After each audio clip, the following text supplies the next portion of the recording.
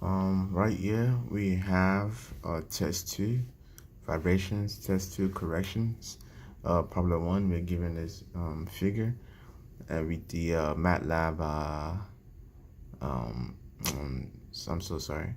The the figure of the MATLAB simulation of after computing into after computing this figure into MATLAB. Um, this is our mass given to us, and then response given to us as 2 inches. So solving for this, we have 1 degree of freedom, and then we're told that um, after the mass oscillates at 8 cycles, and then after 8 cycles, the amplitude reduces from 2 to 0.1 inches. We are told to calculate the spring constant K and the damping coefficient C. So definitely general equation, which is the spring constant, um, we get the mass times x double dot plus c dot plus k kx equals 0. Then x we basically solve for x in a way that we are going to solve for c equals 0. And then for we do exactly that, we solve for what c over m is, each actually equation of k, m, and x, what they mean.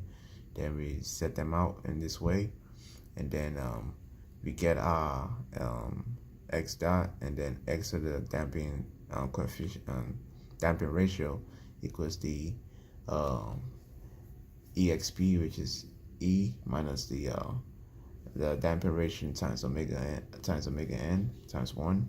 Then we use the natural log of 20 equals 0 point this, equals minus the damping ratio of omega n. Then exactly that, we do it that, and we calculate all our known values to us given to this question. Then we get c. Then moving on with this other side, we calculate that for the spring constant. This is this setup right here, and this right side was to calculate our core damping ratio of c, coefficient of c. While for the spring constant, omega n equals 16 pi, which is 2 pi over here, which is 2 on this side, the max. And then we have the force of d, and then which is 8 hertz. And then after doing that, we have omega n equation, the spring constant equation, which is omega n equals square root k equivalence over mass, k over mass, which is yeah, which is spring over the mass. Then we have this, and simplifying to solve for k, we get 1263.3 pounds per inches. For problem 2, test 2 corrections, we have the same similar figure to test 1, question problem 3. We have the same thing, but the difference is that we have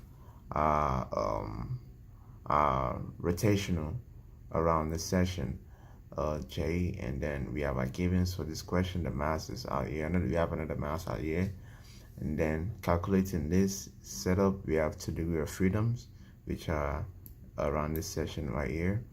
And then we have our rotational, we have our this is our kinematic energy equation being solved to solve for the mass equivalent. And then we have potential energy equation, and we found the partial derivative or derivative of each setup. And then we move to the first question of this equation. They said we should derive the dynamic equation for the free vibration of the mechanical system. So we have this setup right here, this equation set up over here from the from the kinematic equation. Then we use that in to solve for the dynamic equation of the free vibration mechanical system. We have that here, we have this here. Then we basically plug in all our givens into this equation, giving up this setup right here. Then number two, we're told to calculate the units normal eigenvectors and corresponding natural frequencies. And we're also told that we may either solve for the solution or write MATLAB script which would lead to solution. So there are two ways around this. So either we solve for it or we decide to go with MATLAB. So I decided to do both for the equation so that it can give us a better understanding of what's happening within the system, and also a MATLAB script tool just in case we need to see what the system gives us as a final answer. So I did the equation right here, set it up in a matrix form that is much more approachable and understandable, where our K equivalent is K1 plus K2, which you typically know.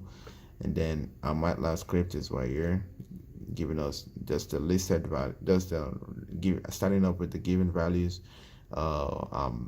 spring constant, the mass equivalent, and M and K for both equation, and then D for finding the inverse, and then same thing to omega n to solve for the to solve for omega n. Yes, exactly. So that's problem 2 concluded. Now problem 3 for test 2, we have a figure right here, having a spring, having a roller, having a rack, having a body of mass, having a damper system, and we're given this the force, we're given K, we're giving the mass, we're given torsional, we're given rotational, and we're given the rack of rack 1 and rack 2, the mass of that, and also C, damping coefficient C.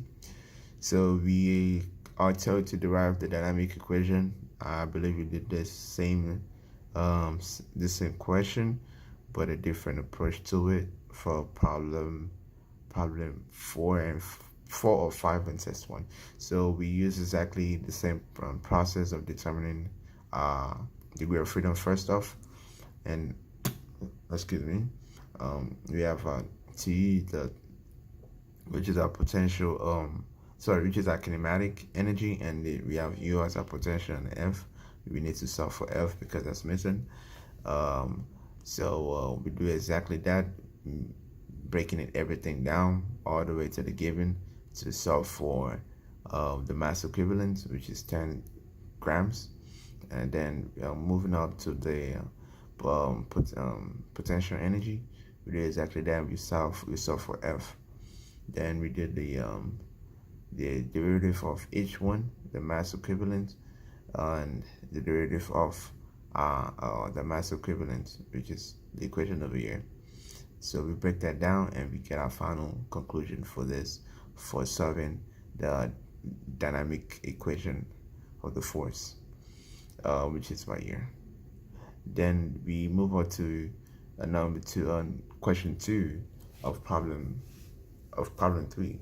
We're told to plot the displacement of mass 1 and mass 3 in terms of time functions for 20 seconds, and we may either plot the graphs or draw a simulating diagram which would lead to the graphs.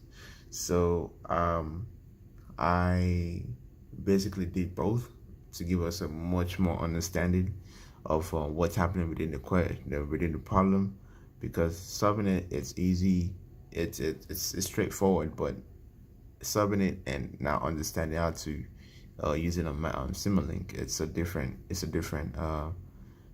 problem. So doing both at the same time would give us a better understanding of what's happening within the system and the question. So we did exactly that for the displacement of mass 1 and mass 3.